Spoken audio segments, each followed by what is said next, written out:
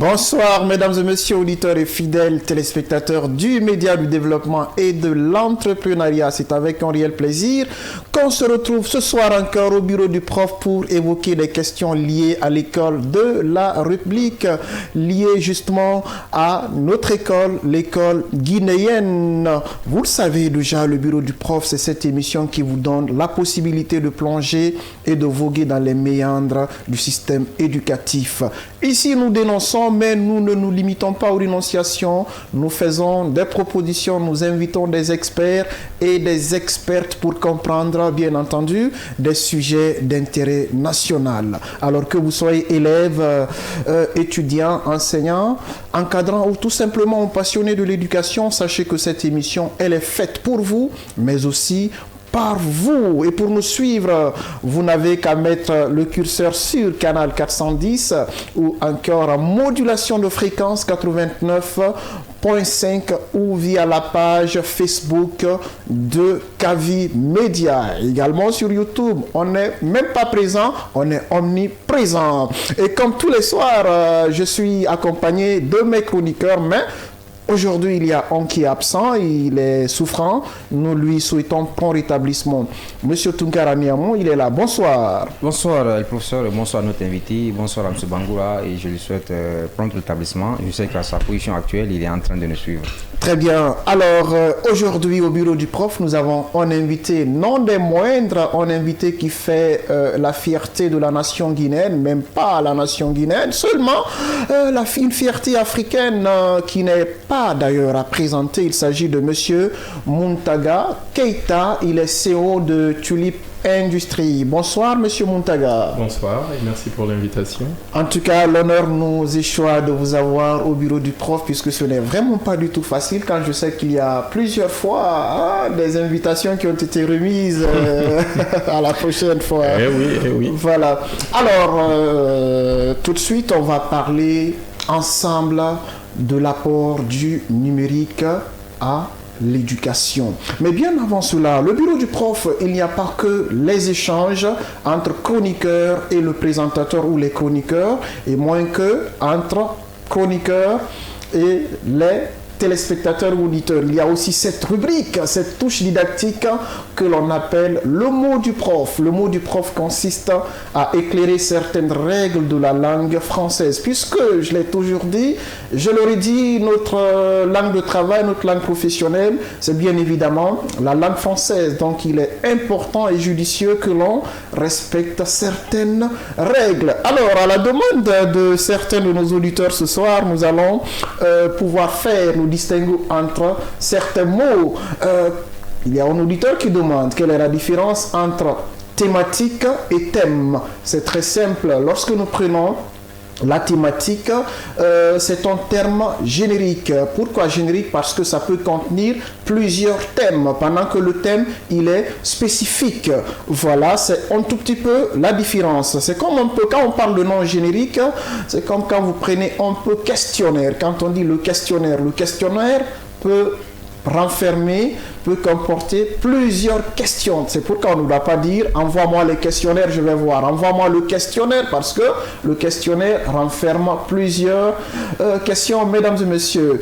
Un nom générique, quand on prend aussi les tirailleurs sénégalais, quand on dit les tirailleurs sénégalais, ça ne veut pas dire que c'est uniquement les Sénégalais qui composaient les tirailleurs. Il y avait des Guinéens et bien d'autres Africains. Donc dorénavant, ne faites plus l'amalgame, mesdames et messieurs.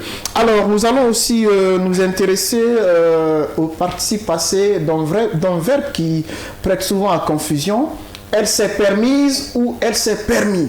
Alors là, certains pensent que l'accord doit se faire avec le sujet. Non, pas du tout. Il faut faire très attention avec le participe passé des verbes pronominaux. Parce que quand on prend le verbe permettre ici implique un complément d'objet indirect et par conséquent, il n'y a pas d'accord. Alors, on permet à quelqu'un, on ne permet pas quelqu'un. Alors, que ce soit une femme ou quoi, quand c'est une femme qui s'exprime, elle ne dira pas elle s'est permise, non, elle s'est permis tout simplement, mesdames et messieurs. Et sans plus tarder, nous allons embrayer avec l'expression du jour qui dit ceci.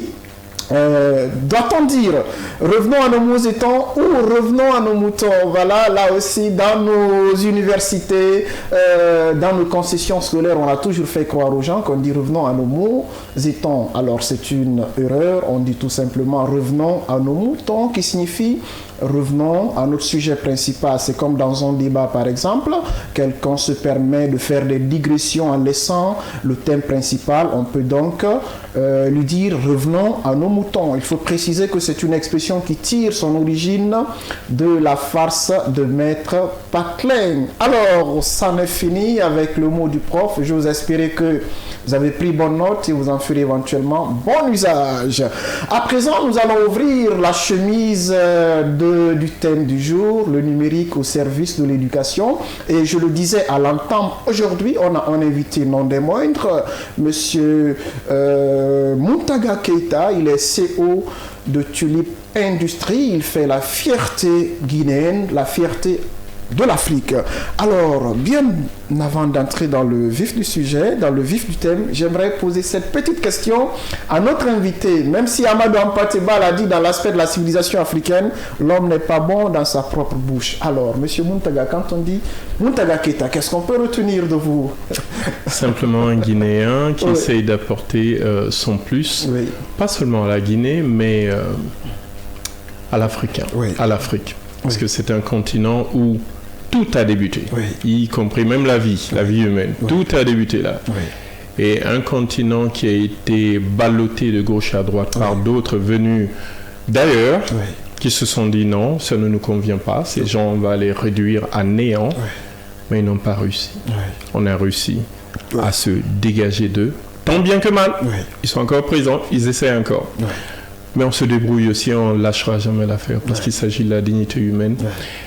Et de me dire, yes, we did it. On l'a fait dans le passé. On a civilisé un autre continent à 2 reprises dans l'histoire. Et yes, ça finira par nous encore. Donc on peut le faire. Yes, we can do it. Et donc c'est à travers le numérique. Et le numérique qui n'est pas une importation. Attention, le numérique est une invention venue d'Afrique à la source. Et je vous raconterai l'histoire de ça, comment à travers le l'histoire, comment à travers ceux qui voient le futur, comment à travers les fractales, tout a remonté avec les commerces transsahariens, ça a remonté en Europe, après le théorème de Boole, après ça a atterri au numérique, après à l'informatique. Tout ça, ça vient d'ici. Mais l'Africain lambda d'aujourd'hui ne le sait pas parce qu'on a essayé de laver le cerveau à ses grands-parents. Donc, le numérique, on se le réapproprie. On l'avait déjà. On se le réapproprie, on l'utilise bien pour vraiment segmenter tout ce qu'on fait, pour ordonner tout, pour pouvoir bien progresser. Donc, c'est là mon apport. Si je peux apporter ça au moins au mien, au nôtre, c'est fantastique. C'est fantastique, le décor il est très bien présenté. Alors aujourd'hui, on voit que l'État guinéen il est très engagé ces derniers temps par rapport à la digitalisation du système éducatif, parce que vous n'êtes pas sans savoir que nous sommes à l'ère des nouvelles technologies de l'information et de la communication. Donc on ne peut vraiment pas s'en défaire, on ne peut pas s'en départir.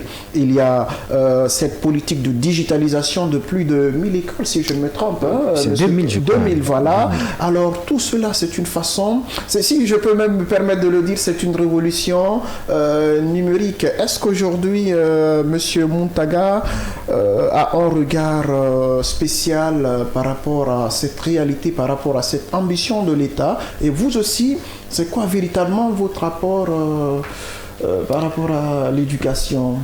Eh bien écoute, c'est pas trop tard, d'accord, c'est pas trop tard, mais on est très en retard. En 2017, ces initiatives étaient déjà là. Parce que je me rappelle, j'ai participé à la semaine du numérique 2017, c'était ma première fois, j'ai été 2e lauréat. Et je me rappelle, il y avait des amis qui proposaient déjà des choses pareilles. Si on avait emboîté le pas en ce temps, on serait par là. Là, on serait les seniors, ceux qui aideraient les autres pays africains. Mais on est lent. On est lent à la détente. On ne s'écoute pas encore. J'ai ce thème qui parle des nations conscientes et des nations qui refusent d'être conscientes, ou bien qui ont renoncé à la conscience collective. Lorsque vous avez des pépites en vos seins et que vous refusez de les écouter et de s'écouter dans une même nation, on devient une nation ignorante. Ça, c'est vrai. Et on était une nation consciente. Je peux vous dire, j'ai vécu sous la Première République quelque temps, Deuxième République, et puis ainsi de suite. On s'écoutait beaucoup plus avant que maintenant.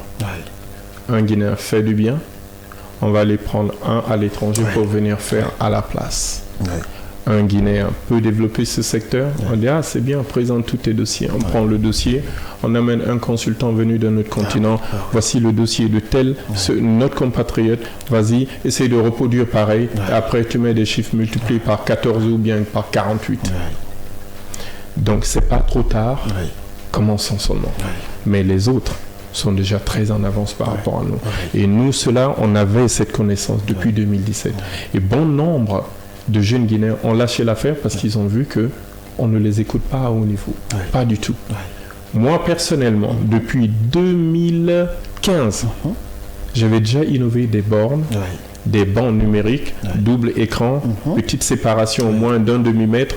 Et bizarrement, ça, c'était avant Ebola, avant Covid. Ça, c'est au cas où je me suis dit, si un élève arrive, il a le rhume ou bien il a une infection, il ne va pas contaminer l'autre. Donc, moi, j'ai fait ça avant les épidémies. Des bornes qui peuvent rester vivantes sans EDG, sans panneaux solaires pendant une semaine parce qu'elles ont des onduleurs internes. Pas au lithium, mais des batteries au gel. Ou bien des batteries OPZV. C'est une autre technologie encore, à forte capacité. Tout ça, c'était là et hyper connecté. On pouvait les mettre à YouMo. Mais lorsque j'ai vu qu'il n'y a pas d'engouement, que ça ne marche pas, que personne n'écoute, j'ai pris de l'usine, j'ai rangé dans mon garage, avant qu'un employé peut-être ne prenne ça, n'envoie une photo de ça ailleurs. J'ai gardé dans mon garage. Je me suis dit, lorsque la nation sera consciente, qu'il faut avancer, je ferai sortir ça. C'est là-bas, ça rouille. Et d'autres, je peux parler d'un ami encore, Mago Education. Mais pourquoi il part ailleurs? Ici, ce marché-là est vaste en Guinée. Si on lui avait donné l'opportunité, il le ferait. Je sais qu'il est capable, il le ferait. Et il y a d'autres aussi comme lui aussi qui peuvent faire la même chose. On peut, tel endroit, on donne à telle entreprise, tel endroit, l'autre entreprise, tel endroit. On forme des capitaines d'industrie. Et lorsque le président de la République voyage, il doit voyager avec eux aussi pour les présenter aux autres pays. C'est comme ça on lance son pays. C'est comme ça, lorsque le roi du Maroc voyage, il ne voyage pas seul. Il ne voyage pas qu'avec son protocole. Non, il ne voyage pas avec des anciens industriels aussi. Parce que nous, c'est ce qu'on aime. On prend des vieux qui étaient là depuis 30 ans, qui sont déjà développés, qui sont déjà centaines de fois milliardaires. On les fait balader avec nous dans des voyages officiels. À quoi ça sert? Lorsque vous prenez le président français, il prend des entreprises françaises. Certaines vieilles, certaines jeunes. Lorsque le président des États-Unis voyage, c'est la force américaine qui voyage avec lui. C'est-à-dire l'entrepreneuriat américain et tout. C'est la même chose qu'on doit faire ici. Créer des capitaines d'industrie dans chaque domaine, prendre 2 ou 3 personnes dans chaque domaine. On dit foncez, faites grandir le pays. On met le tas. Prenez $1 million. Donnez à chacun d'eux. Dites, on vous surveille. À la fin d'année, là, si vous n'avez pas atteint tel objectif, vous remboursez le tout avec intérêt. Ce sera même punitif pour vous. OK? Pour ne pas bouffer l'argent de l'État. Et on confisque même leur passeport s'il le faut, pour ne pas qu'ils s'enfuient dans d'autres pays. Vous verrez des capitaines d'industrie, la Guinée explose en bien, et puis voilà. Et c'est des emplois, c'est des emplois. Regardez ma société seule. Depuis 2017, je peux dire à ce jour, c'est plus de 250 employés que j'ai formés. Je ne les ai pas tous là en même temps, mais au fur et à mesure, ils ont été formés. Certains ont même créé leurs entreprises et autres. Donc, imaginez maintenant si on a 10 capitaines d'industrie en Guinée, des jeunes, moins de 50 ans, chacun doté de $1 million, disons 8-9 milliards de francs guinéens, on explose. Parce qu'il y a de la connaissance dans ce pays. La galère a fait que nos cerveaux, là, dès qu'on presse un peu, ça produit 1 litre de jus. C'est du pur qui produit. Simandou, pour moi, c'est pas la montagne, c'est dans nos esprits. Vous comprenez? C'est même mieux que Simandou. Donc, faisons ça. Si moi je peux impulser, si je peux aujourd'hui parler aux autorités, surtout au niveau éducation, c'est qu'au lieu de regarder dehors, regardez dedans. Les cerveaux qui sont là, utilisez-les et avançons vite. Arrêtons de perdre ce temps fou. Nos jeunes qui sont dans les écoles aujourd'hui, l'éducation a vraiment perdu du niveau.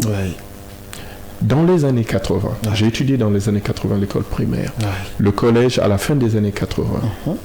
je peux vous dire clairement, on avait une telle avance, mais nous, on ne le savait même pas ici. Nous, on était sur des calculs, comme vous passiez votre bac ici en ce temps, c'était des calculs sur la poussée, ou la poussée vectorielle, c'est-à-dire la poussée des fusées. Je voyais le livre de mon grand frère, mais c'est aux États-Unis, c'est 4e, 5e année peut-être d'université, ça. Eux, c'était au lycée. Moi, au collège ici, on était sur des calculs d'isotopes, protons, neutrons, c'est rentré. Quand je suis arrivé en France, même niveau, on me dit... L'interrogation, c'était, c'est quoi un atome? J'ai éclaté de rire.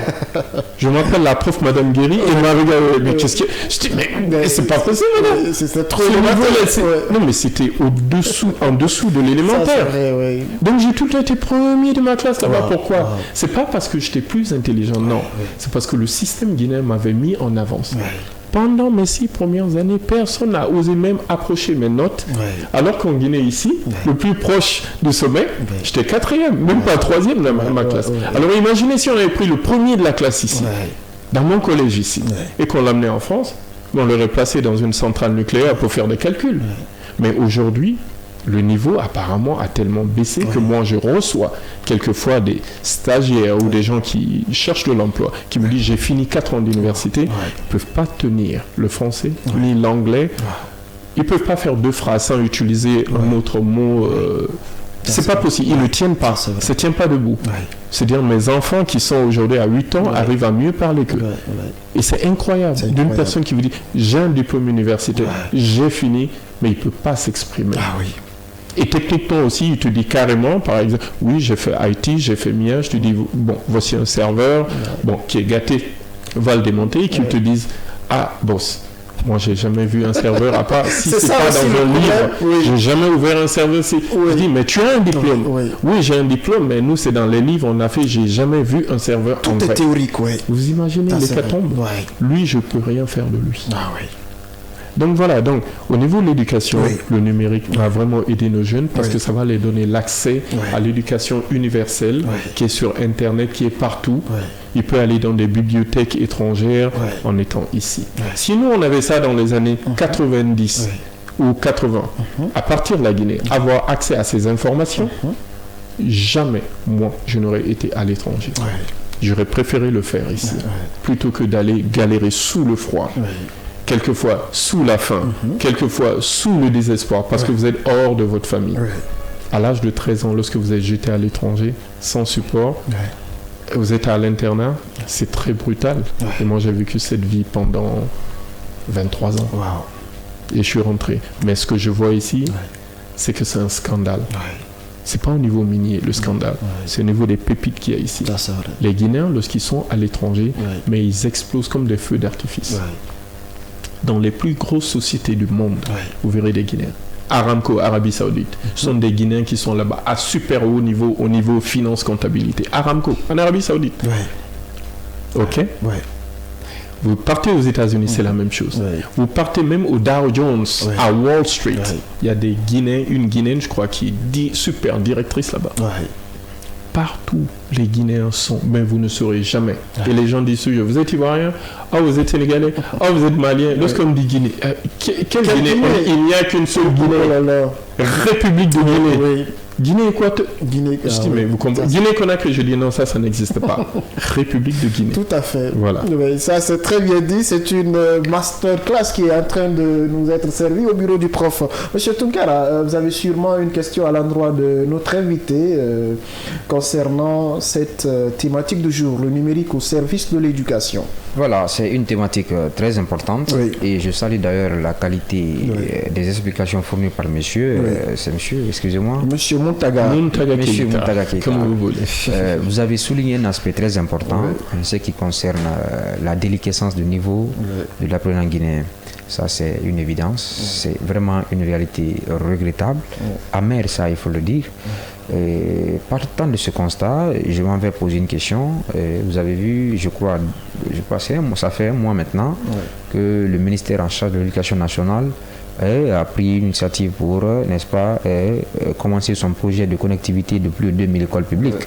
Alors, sachant que les conditions préalables ne sont pas réunies, selon vous, est-ce que ce projet peut atteindre son objectif? Regardez, tant qu'on vit, tout est possible. Ouais. Tant qu'on vit, tout est possible. Moi, lorsqu'on me dit est-ce que le verre est à moitié plein ou le verre à moitié vide, je dis c'est pas important. Ouais. Il y a de l'eau dans le verre, c'est ce qui est important. Même si c'est une goutte, il y a de l'eau. D'accord ? C'est pas le niveau. Commençons quelque part. Ouais. Parce que si on se met à polémique, oui, est-ce qu'on a les préalables ?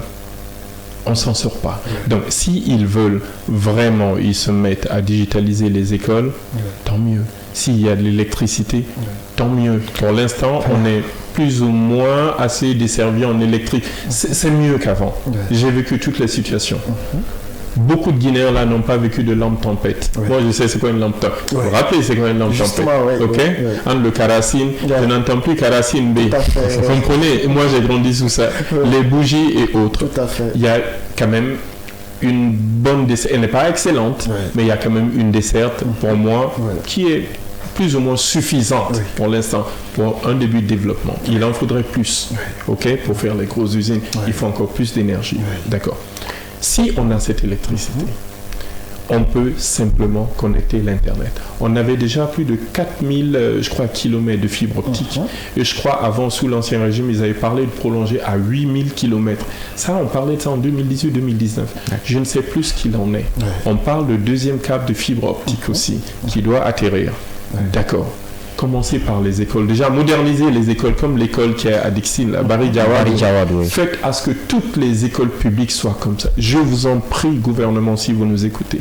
Parce que si ce genre d'école existait, nous, on n'inscrirait pas nos enfants dans des écoles privées. Vous pouvez être sûr et certain.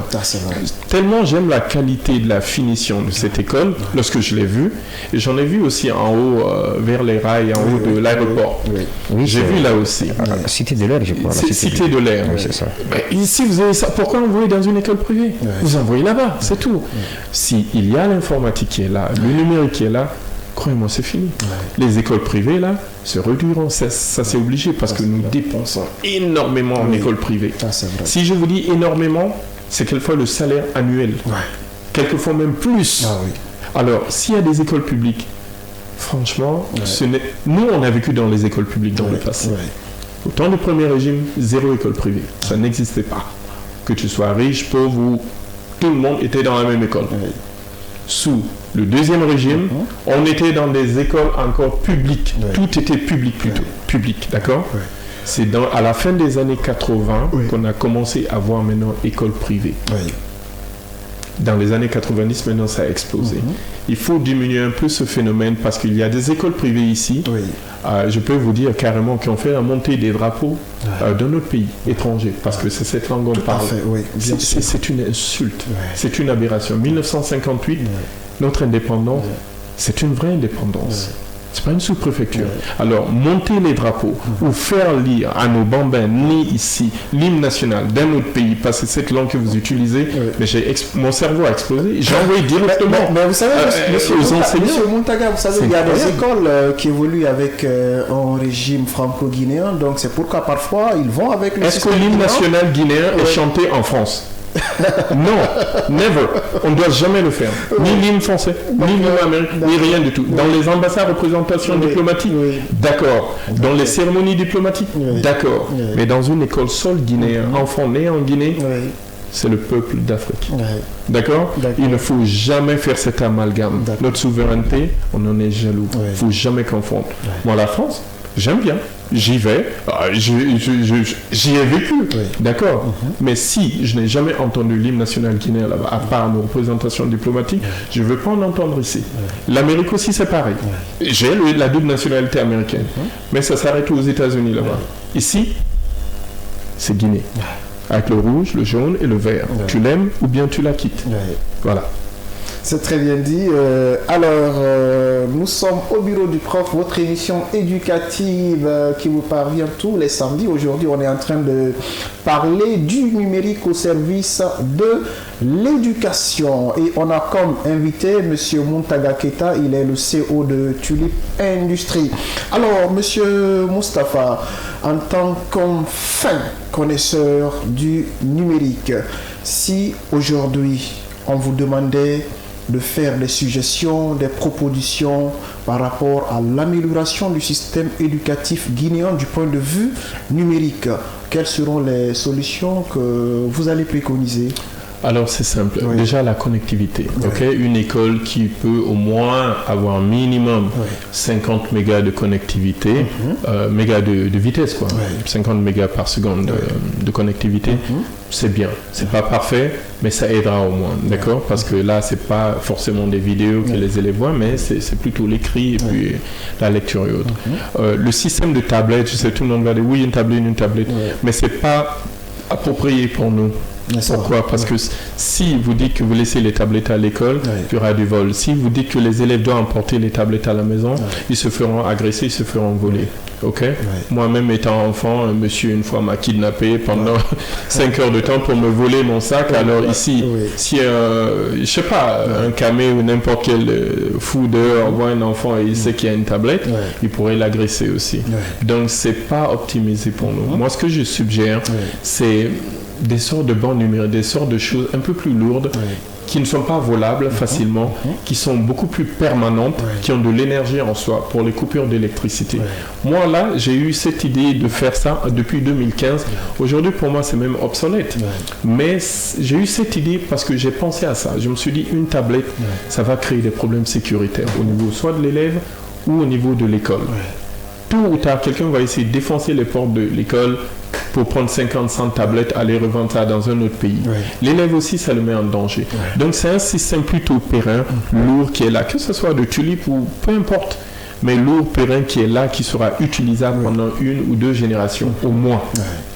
Ou renouvelable, l'interne peut être renouvelable. Donc, c'est des genres de systèmes comme ça, permanents.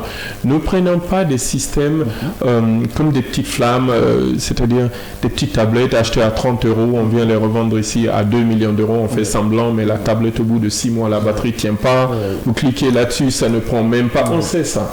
Il y a ces petites usines en Asie, tu peux avoir une tablette à 20 €, il y en a même à 15 €. On nous inonde avec ça. Dans le passé, ils ont essayé ici un étudiant une tablette, mais pour moi, c'est des faux trucs, ça ne marche pas. Ça ne marche même avec des étudiants majeurs, ça n'a pas marché. C'est pas avec des bambins de 5 ans, 4 ans que ça va marcher. Donc, et c'est un des systèmes un peu plus pérennes. Maintenant, faire aussi des bibliothèques avec des ordinateurs lourds et autres, c'est toujours pas pérenne. Passons au stade supérieur. Arrêtons d'imiter ce qui est là. Essayons d'évoluer, de tropicaliser. Et c'est ce que moi, mon entreprise Tulip Industries, c'est ce qu'on fait. On écoute d'abord la problématique. On observe comment les autres technologies ont marché ou ont raté. Et là où ça a raté, on essaye de prendre cet élément. On innove en incluant cet élément dedans pour ne pas que ça rate. C'est ça l'innovation. C'est pas de l'invention. C'est de l'innovation. C'est-à-dire vous prenez ce qui est déjà inventé, les idées, vous améliorez tous les défauts, vous recréez d'une autre façon un autre design différent et vous l'appelez innovation. Donc, l'invention et l'innovation peuvent être brevetées. Donc voilà. C'est très bien dit. Monsieur Toukara, vous avez sûrement une question? Oui, il a touché un aspect très important. Lorsque j'ai posé la question relative au préalable, l'électricité par exemple, c'est une très bonne remarque d'ailleurs, parce que la plupart de nos écoles à l'intérieur du pays ne bénéficient pas d'électricité, donc ce qui rend la tâche compliquée. Et l'autre question de l'autre côté, beaucoup de nos compatriotes, pour intégrer la fonction publique, passent par l'éducation pour transiter vers d'autres domaines. C'est une triste réalité. Donc à ce niveau, quelles pourraient être les solutions préconisées en termes numériques pour combler ce vide? Le vide, vous parlez du vide de l'électricité ou... Non, le vide d'enseignants à l'intérieur du pays. Ah, le vide d'enseignants. Mais tout ça peut être corrigé à travers ce numérique, en fait. Oui, j'aurais dû évoquer cette partie. Lorsque... Je prends un exemple bête. J'arrive en Guinée en mi-2013. Au bout d'un an, je me suis bien installé maintenant. Je suis dans ma maison, tout. Mais en juin 2014, je commence à m'ennuyer. À part le boulot, dodo, boulot. Qu'est-ce que je fais? Je ne vais pas aller taper le ballon d'heure. Je ne suis plus en âge de faire ça. Il pleut. Je suis à la maison, célibataire. Je dis, je fais quoi? Alors, je suis parti sur Internet. Le peu d'électricité qu'il y avait. Parce que c'était tout retour. Donc, le jour qu'on avait l'électricité, je sautais sur mon laptop vite fait pour faire des recherches. Tout ce que j'ai fait à Tulip, je l'ai appris ici, en Guinée ici. Avec mes passes internet, avec le peu d'électricité, tout ici. C'était pas aux États-Unis. Là-bas, j'étais trop occupé dans le système bancaire. Je n'avais pas 2 secondes. J'arrivais à la maison, je mangeais, je tombais sur le lit. Franchement. C'est en Guinée, avec plus de temps, plus de recul, l'observation des problèmes, que j'ai pu maintenant créer ça. Donc oui, on peut utiliser des systèmes, comme je dis, des bancs numériques, pour que l'élève, moi d'ailleurs c'est ce que j'avais fait dès 2015, les bancs numériques où l'élève, on lui donne son programme dès le début de l'année. Et selon sa progression, ses exercices, et les exercices doivent être comme des exercices à l'américaine, les QCM. Questions à choix multiples, d'accord? Dans plusieurs. Donc tu cliques. Là où tu t'es trompé, il va te ramener la matière pour que tu révises encore. Donc tu n'as pas besoin d'un prof. Moi, je n'ai pas eu besoin d'un consultant, d'un prof en informatique, en électronique pour apprendre ce que je fais à Tulip. Je l'ai appris seul. Vous prenez n'importe quel gosse de 5 ans, vous le mettez devant un système informatique, tablette, ordinateur ou autre. Croyez-moi, en une semaine, vous avez créé un génie. Je le fais avec mes enfants. Des logiciels professionnels que j'utilise en ce moment pour faire mes designs en 3D. Mais ce sont des dessins complexes que des architectes professionnels utilisent dans le monde entier. Ce logiciel américain, là, j'ai donné à mon fils, je lui ai appris comment faire des carrés, comment après faire des cubes, comment faire une boule, comment faire. Au bout de 2 jours, mon fils était déjà en train de faire le plan d'une maison. Il a fait le plan en 3D. Il a installé des canapés à l'intérieur. Il a fabriqué lui-même en dessinant en 3D. Après, il dit, papa, viens voir. Je suis venu, j'ai dit, attends, tu as pris ça où? Il dit, non, j'ai dit, tu mens. C'est-à-dire, j'étais choqué. Après, j'ai dit, répète encore. Il a refait encore un deuxième dessin. En 2-3 jours, j'ai créé là un petit génie. Et normalement, il faut aller à l'école pour ça. Tout à fait. Mais un jeune, un petit à qui vous ouvrez une porte, c'est fini. C'est des feux d'artifice. Donc là, les élèves pourront créer leur génie pourra sortir. Un prof peut passer de village en village, donner les exercices, laisser un autre élève là surveillant, et lui, sur une tablette, il peut voir les résultats de chaque élève. Il peut, c'est-à-dire personnaliser. C'est ce que l'IA fait aujourd'hui. Aux États-Unis, en Europe, on utilise l'IA pour personnaliser l'éducation de chaque élève. Vous comprenez? Pour soutenir leur niveau et tout. Donc nous, on peut le faire. Et très, très facilement. Mais on aime mystifier les choses. On aime aller prendre des consultants jusqu'à Hong Kong. Je ne sais pas si quelquefois on s'écoute. Ça, c'est faisable ici par la plupart des jeunes développeurs ici. Voilà. C'est très bien dit. L'émission Le Bureau du Prof, c'est aussi une émission interactive. À présent, la technique va devoir libérer la ligne pour permettre aux téléspectateurs ou aux auditeurs d'appeler et donner leur touche contributive ou tout simplement poser des questions à notre invité, M. Montaga Keita, qui est le CEO de Tulip Industrie. Et ce soir, on est en train de parler du numérique au service de l'éducation. Voulez-vous aussi voilà, donc Monsieur Montaga, on sait que vous êtes un grand entrepreneur et entreprendre l'entrepreneuriat jeune, ce n'est pas du tout facile.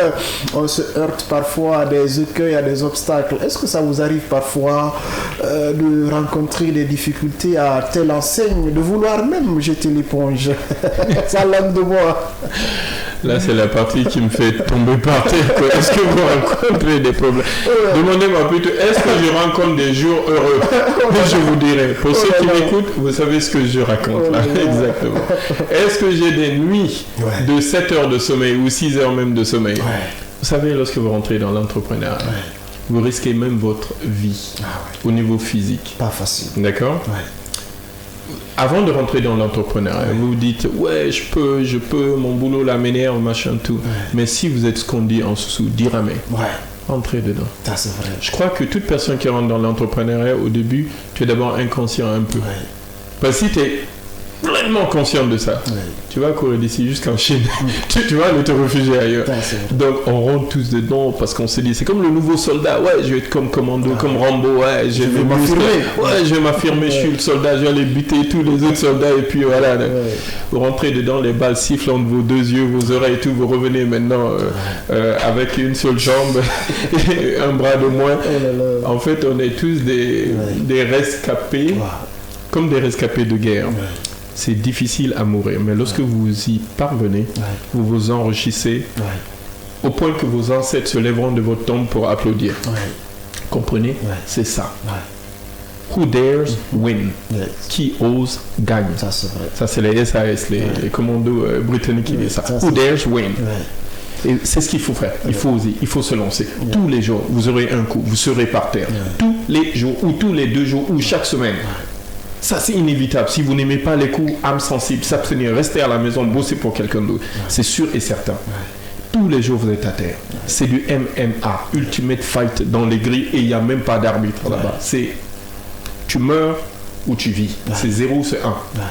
Mais si vous réussissez, et Dieu sait que les persévérants arrivent à réussir, pas parce qu'ils sont plus intelligents, non. C'est pas être plus intelligent qui vous rend meilleur entrepreneur. Il y a un facteur aussi chance, à moitié. D'autres, ici, vous pouvez voir ici ou ailleurs, leurs parents ont des millions, voire des milliards. Mais les enfants préfèrent aller traîner en boîte de nuit. Donc les papas sont obligés de prendre un neveu, un cousin venu du village pour dire hey, aide-moi, mon fils ça ne vaut rien. C'est pas parce que vos parents ont de l'argent que vous allez réussir. Oubliez ça. Pour ceux qui m'écoutent, écoutez-moi très bien là-dessus. C'est pas parce que vos parents ont de l'argent que vous allez vous en sortir. C'est faux. Vous allez vous en sortir parce que vous avez de la résilience. Vous avez ce petit feu là qui vous anime dedans là. Vous dites je vais développer ce feu, ça va faire un feu de forêt, un feu de brousse, ça va dévaster tout le monde, mais en bien. Vous avez un but dans la vie. Ça va vous faire avancer. Mais dire, ouais, papa de l'argent, ou bien aussi se dire, ouais, mes parents n'ont rien, donc je vais jamais réussir. Mais je peux vous dire la vérité. Moi, jusqu'à l'âge de 11 ans, mon père me racontait jusqu'à l'âge de 11 ans, il n'avait pas de chaussures. Il est né et grandi au village, à Kindia. C'est à l'âge de 11 ans, il avait pris sa première chaussure. Les mathématiques, il était totalement nul dedans jusqu'en classe de 9e. C'est-à-dire, il se demandait même comment faire. Cela ne l'a pas empêché de finir docteur en chimie mathématique, qu'on appelle encore chimie quantique, le plus haut niveau des maths, en Allemagne, dans une langue bizarre, très compliquée. Vous comprenez ça? Ça ne l'a pas empêché. D'une famille très villageoise, d'un cerveau qui ne comprend rien aux maths, de finir docteur en chimie mathématique, chimie quantique. Il ne devait travailler, lui, que dans les centrales nucléaires, sur des isotopes, sur le radon, sur le beryllium, sur l'uranium, sur le plutonium. Il devait être... Mais il a décidé de rentrer en Guinée. Après, je crois, 10 années ou 11 années là-bas, il a décidé de rentrer au pays. Il pouvait rester là-bas, avoir une vie... Peut-être que j'aurais été métis, hein, pas noir, mais il est rentré. Parce qu'il y croit. Il croit en ce pays-là. Et lui aussi m'a beaucoup boosté pour que je revienne. Vous comprenez? Il faut qu'on s'écoute dans ce pays-là. Il y a beaucoup d'intelligents. Et peut-être que notre problème même, c'est ça. Tout le monde est intelligent. D'accord? Donc personne ne veut écouter l'autre. C'est ça. Voilà. C'est très bien dit. Les auditeurs peuvent nous appeler sur le numéro du standard, le 629 95 67 deux fois. Le 629 95 67 67. Alors, Monsieur Muntaga, parce que ce que vous faites, en tout cas moi je vous l'ai déjà dit, je suis très admiratif de tout ce que vous faites et vous constituez en quelque sorte même un branding national. Alors, est-ce que, au regard de ce que vous accomplissez comme acte faisant la promotion de notre pays, est-ce que vous bénéficiez parfois des accompagnements de l'État et tout? Bon, disons que nous sommes tous frères et sœurs dans ce pays, donc je ne vais pas flinguer les pieds de qui que ce soit. Il y a des bons et il y a des cancres. Ça, c'est simple, ok? Le chef de l'État ne peut pas tout faire. On ne peut pas blâmer. Moi-même, dans mon entreprise, je ne sais pas ce que le chauffeur il fait en bas, pendant que je bosse en haut, je ne sais pas ce que le gardien il fait en bas. Le premier accompagnement quand même que j'ai eu, ça a été... déjà d'avoir la semaine du numérique, 2017. J'ai présenté et il y avait tout un jury et le jury m'a classé deuxième. Deuxième accompagnement. En auditeur, Monsieur Muntaga, les auditeurs sont... Allô, bonsoir monsieur, vous appelez comment? Bonsoir monsieur. Bonsoir. Vous allez bien? Très bien, merci. Vous nous appelez d'où? Vous appelez comment? Je vous appelle depuis Maboya, dans la commune nouvelle de Kagbele. D'accord, bienvenue au bureau du prof, nous vous écoutons. Je suis un colonel d'aviation à la retraite. D'accord. Après 38 ans de carrière bien remplie. Dieu merci, j'ai eu la chance à exploiter tous les avions de guerre que la Guinée a eu à posséder depuis l'indépendance. Oh mon Dieu, je vous envie beaucoup, hein. Je suis très jaloux. Hein. C'est vous qui voliez dans le MiG-21 au-dessus de nous à Imbaya. Oui, super. Dieu m'a donné la chance. Oui. J'ai été un technicien mécanicien auquel on a eu à confier tous les avions d'école que la Guinée a eu à posséder depuis l'indépendance jusqu'à nos jours. Wow. Aucun de ces avions n'a eu à faire un crash pour tuer un pilote. Oui. Donc après 30 ans, j'ai eu à exploiter 3 avions de guerre, chaque avion 10 ans. Dieu m'a donné la chance d'avoir une main d'or qui n'a jamais tué et je ne me suis pas fait tuer aussi. Dieu merci. Alors aujourd'hui, après 38 ans de carrière, j'ai été retraité par le professeur Alpha Condé. J'ai fait 41 ans dans la location. Ce n'est que le 20 octobre là que je viens de rejoindre mon entrée couchée. Ok. La voix se robotise là. Il va sûrement nous revenir. Voilà, vous allez devoir vous déplacer un tout petit peu. Alors, vous pouvez aussi appeler le 629 95 67 67. Le 629 95 67 2 fois pour poser des questions à notre invité ou en tout cas pour une touche contributive. Aujourd'hui, on est en train de parler du numérique au service de l'éducation. Monsieur Muntaga Keita, CEO de Tulip Industries, est notre invité. Monsieur Tunkara, vous avez une question pour notre invité. On ne va pas le lâcher, on ne va pas lui permettre de prendre des bouffées d'oxygène. Hein. Il faut lui... Mais il faudrait que je finisse sur l'accompagnement. Justement, oui, évidemment. Voilà. Allez-y. L'accompagnement après la semaine du numérique 2017, il faut être sincère. C'est l'État qui a organisé ça à Gamal. Et puis voilà, ça m'a permis de montrer ce qu'on fait. Ensuite, immédiatement, la PIP, je crois, et le ministère de l'industrie, je crois bien, non, des télécoms, j'ai organisé un voyage au Rwanda, au TAS, Transform Africa. Et là, on nous a mis dedans, dans le lot. On était 4 lauréats, on nous a emmenés. Et ça a été super. Parce que c'est ce qui nous a montré que oui, on peut créer nos entreprises, oui, on peut être dans l'innovation. Sans ce voyage, peut-être que ça aurait pris du temps avant de se décider de créer Tulip. Mais à travers ce voyage, au retour, je me suis dit, il faut que je fasse ça. Parce que ce que j'ai vu au Rwanda, on peut les battre très facilement, donc il faut le faire. Et c'est là que j'ai fait. Donc, ces 2 événements... Alors, on a un nouvel auditeur, M. Muntaga. Allô? C'est toujours la même personne, c'est pour tirer un conclu. Je vous tire un chapeau. Merci beaucoup. Merci. Je félicite franchement votre interlocuteur. Merci beaucoup, colonel. Je l'envie même. Merci. Il est guinéen? Eh oui, 100% guinéen, né à l'hôpital donc. Je souhaiterais que la plupart des Guinéens, sinon tous les Guinéens, prennent l'exemple avec lui. Merci beaucoup, colonel. Avec lui, le pays l'a pour.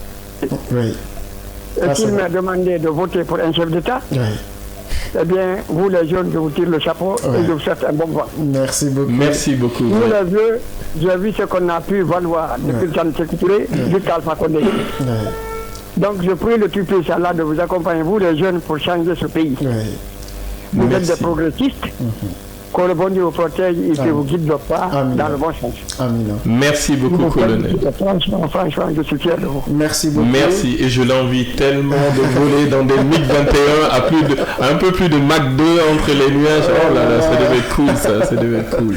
Allez, vraiment, merci beaucoup. Passez une excellente soirée. Et vous pouvez aussi appeler, chers auditeurs et téléspectateurs, le numéro du standard, le 629 95 67 2 fois, le 629 95 67 67 pour poser des questions ou pour des touches contributives. Monsieur Muntaga, on ne fait que vous distribuer des roses ici, on vous encense.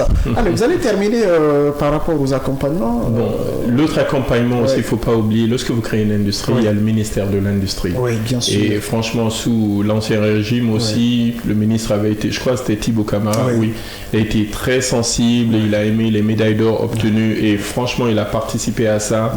Et il nous a vraiment facilité pour que je puisse avoir l'exonération fiscale et douanière et être dans le cadre du code des investissements.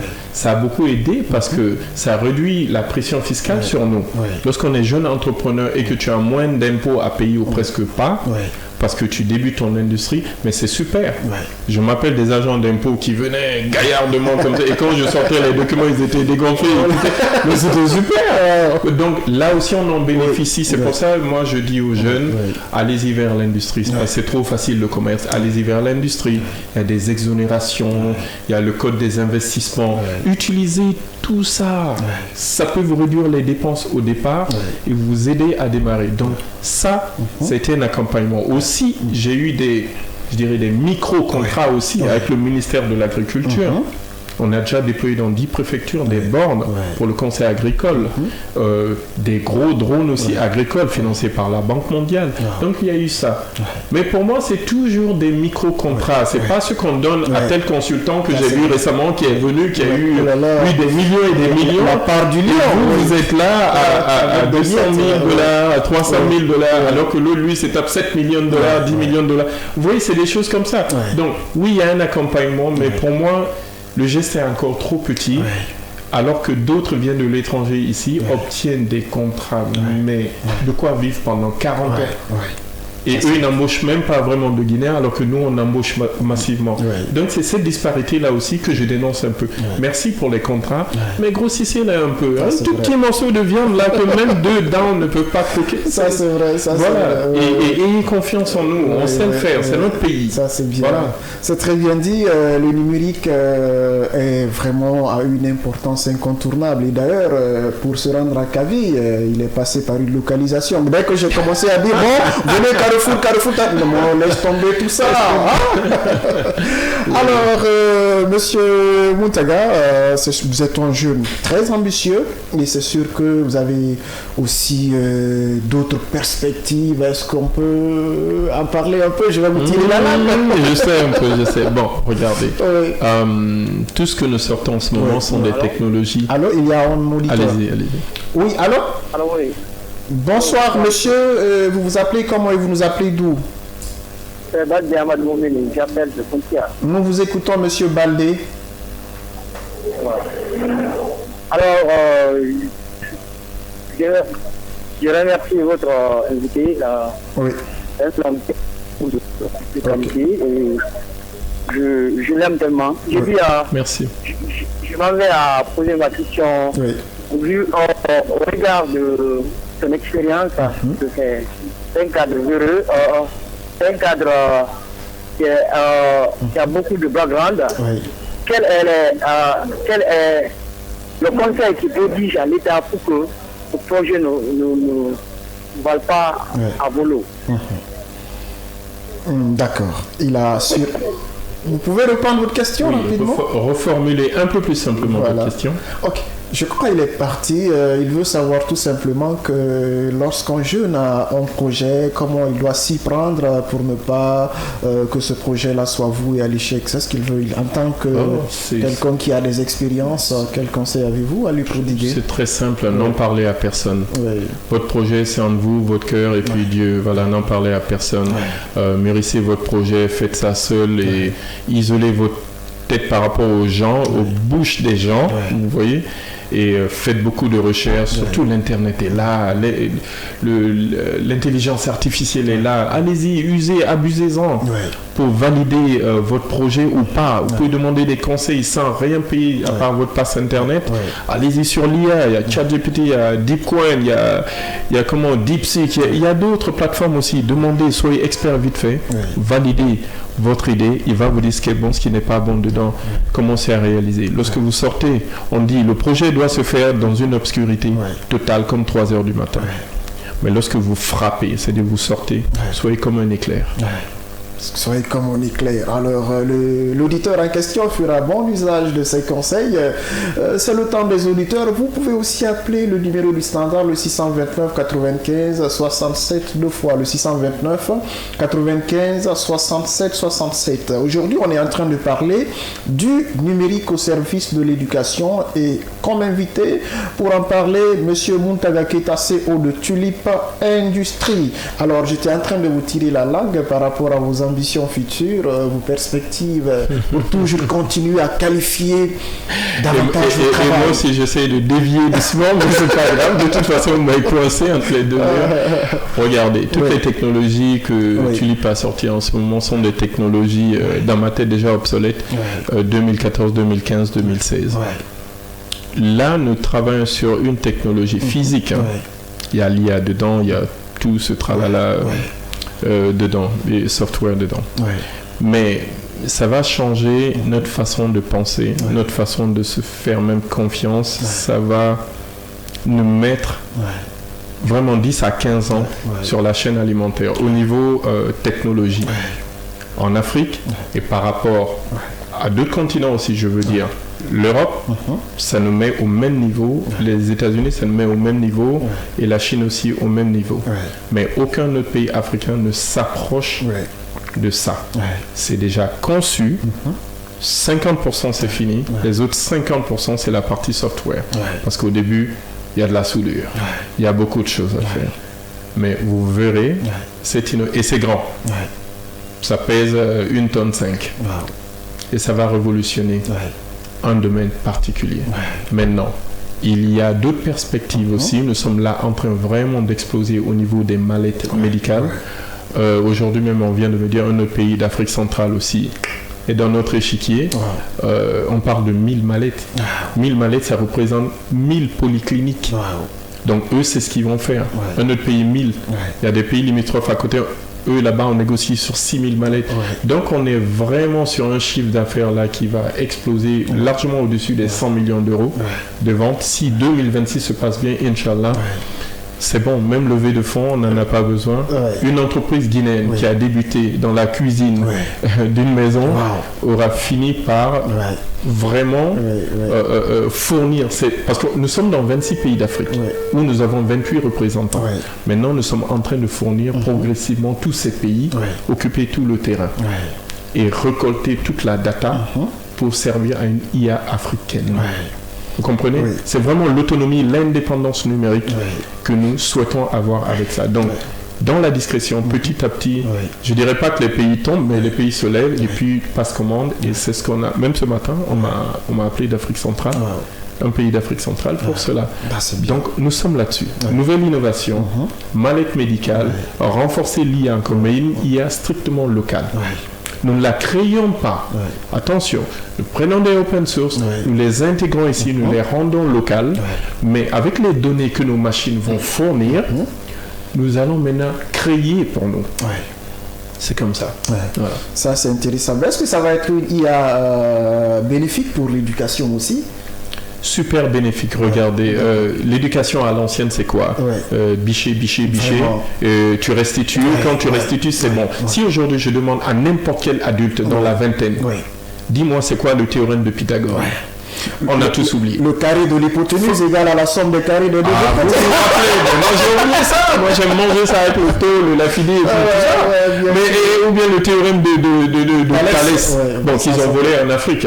Mais on se rappelle même plus. Donc on a récité tout ça pour avoir de bonnes notes, pour être premier de nos classes ou des choses comme ça.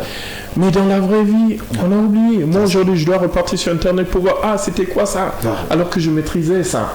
Quand j'aide mon fils à faire les devoirs, mais je m'énerve parce que je ne comprends plus rien, parce que c'est difficile pour moi. Alors que lui, il comprend. Donc, c'est du bichage à l'ancienne, parce qu'avant, on n'avait pas accès à l'information partout. Aujourd'hui, vous avez l'accès à l'information partout. Je peux prendre mon téléphone, là, je l'ouvre, je deviens expert en mécanique. Moi, d'ailleurs, lorsque j'envoie mon véhicule chez le garagiste, je vais d'abord sur l'IA pour détecter c'est quoi la panne. C'est quand j'ai tout détecté, je dis au garagiste, c'est ça, regarde ici. Et voici même la vidéo YouTube, comment on enlève. Souvent on me regarde comme ça, il rit parce que je viens de faire descendre la valeur de leur service. Tout à fait. Et c'est ce que j'utilise. J'utilise moi l'informatique aujourd'hui, l'IA, pour faire baisser les prix.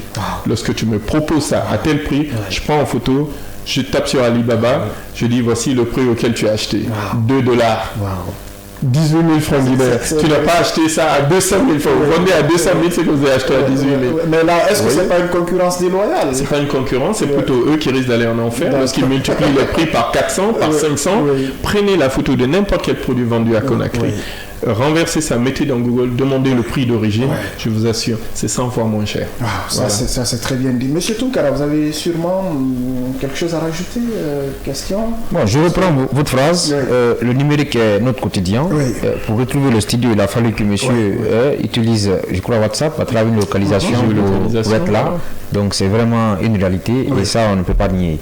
Et donc j'aimerais savoir par exemple dans le cadre de l'éducation, lorsque les projets seront engagés dans ce sens, quels seront les indicateurs qui permettront d'évaluer de façon exponentielle ou de façon normale l'évolution du niveau de l'étudiant guinéen ou de l'apprenant guinéen sur la base du numérique. Alors, en deux mots. Et là, l'IA joue un rôle superbe. On donne des devoirs à tous les élèves. Et devoirs qui sont pareils au départ. Et on voit le niveau de chaque élève. Après, on diminue le niveau, Et là, avec l'IA, l'IA peut vous dire, tel élève a des difficultés dans ce domaine. Tel est fort dans ce domaine. Donc, prenez ceux qui sont forts dans ce domaine-là, qui n'ont pas de problème, mettez-les là. Donnez-les des devoirs beaucoup plus costauds. Ceux qui sont plus faibles, faites ça. C'est comme avoir un consultant, un expert qui a 100 ans d'expérience qui est à côté de vous. On permet de cibler parce que nous, nos écoles, si tu ne biches pas bien, on t'écarte. Ça, c'est vrai. Parce que quand tu redoubles, on t'écarte. Quand tu triples, on t'écarte. On dit tu es bête. Et toi, tu y crois. Et la plasticité du cerveau, c'est une chose phénoménale. Plus on te dit tu es super, plus tu deviens super. Parce que ton cerveau même se met à super. Mais si on te dit tu es nul, ton cerveau regresse, il arrête de même faire des efforts. Donc il y a beaucoup de cerveaux en Guinée qui ont été réduits à néant parce qu'on les a dit tu es bête, parce que tu n'arrives pas à bicher. Il n'y a que des cerveaux partout. Si vous dites à quelqu'un tu peux y arriver dans les études ou dans ça, tu l'encourages. Toute dernière question. Bon, d'accord. Une brève question. Est-ce que vous prenez un ministre IA? Non. Pourquoi? Très simple. L'IA, c'est une répétition de ce que nous faisons, en plus accéléré. D'accord? On met des méthodes apprises déjà, comprises par l'être humain. On y répète la même chose 500 fois plus rapidement, il le fait. Mais je dirais plutôt l'intelligence synthétique, c'est au-dessus de l'IA. L'intelligence synthétique va prendre des décisions, pas basées sur les informations qu'on lui a données, mais en observant et en prédisant ce qui pourrait se passer, basé sur sa connaissance et sur ce qu'il voit pourrait aussi se passer. Donc c'est la création d'une âme, littéralement. La chose la plus compliquée dedans, c'est comment le déconnecter. Parce qu'au Japon, ils ont fait ça, ils ont eu des problèmes. Ils ont essayé de déconnecter une IA avancée en intelligence synthétique. Directement, elle s'est reconnectée à travers des onduleurs. Ils ont essayé de débrancher, il s'est reconnecté avec d'autres sources d'énergie. En fait, ils comprenaient qu'on essayait de tuer et lui aussi, il luttait pour le faire. Alors, si vous mettez ça dans un robot humanoïde qui a une autonomie de plusieurs mois, vous êtes foutu, c'est Terminator, quoi.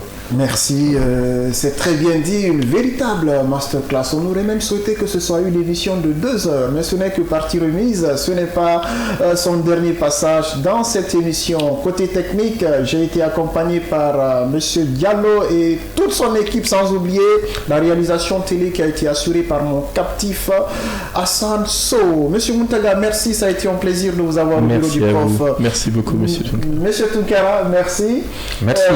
Derrière ici était là pour la présentation. Appelez-moi tout simplement Alpha Sanbari ou El Professeur. On se retrouve la semaine prochaine. Au revoir.